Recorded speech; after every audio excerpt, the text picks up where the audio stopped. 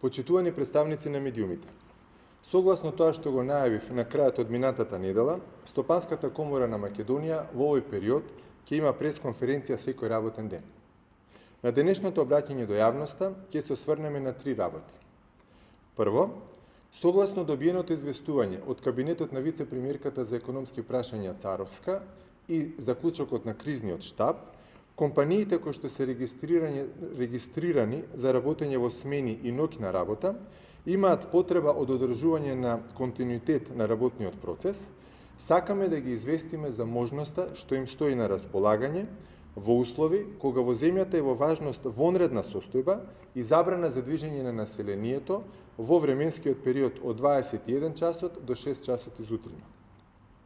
На интернет страницата на Стопанската комора на Македонија, овие компании може да најдат образец за издавање на дозвола за движење на вработен поради вршење на сменска и ноќна работа. За да биде валиден овој образец, компаниите регистрирани за работа во смени и ноќна работа, кои работат во трета и четврта смена во време трајање на полицискиот час, треба овој образец да го пополнат со потребните информации за работникот, да го вчитаат на нивен меморандум и да стават подпис и печат од одговорното лице во правното лице. Ваквата дозвола за движење ќе важи исклучиво за лицето во чие што име е издадена. Дозволата ќе биде потврда за движењето на работникот во услови на воведен полициски час и истата ќе треба да се приложи на увид до органите на државата.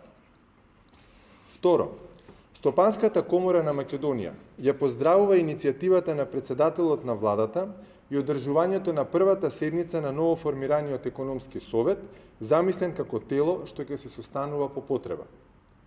Разновидноста на составот на присутните на седницата, присуството на представници на власта и на опозицијата, присуството на носителите на економските политики, присуството на представници на академската заедница, на стопанските комори, на бизнис заедницата, како и на експертската заедница, секако создава добра основа да се слушнат широк диапазон на ставови и предлози, кои што можат да помогнат за полесно справување со економските последици од ситуацијата предизвикана од коронавирусот COVID-19.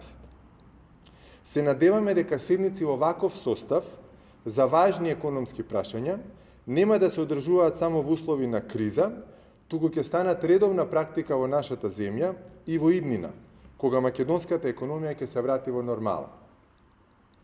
Трето, во текот на викендот, политичките партии од земјава јавно презентираа предлог економски мерки за надминување на постојната кризна состојба.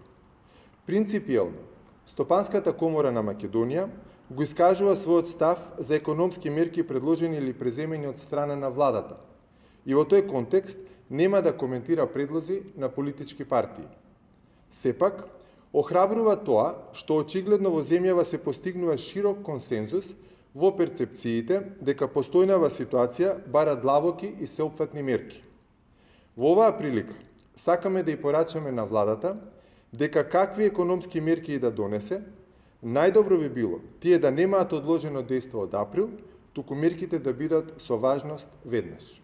Благодарам.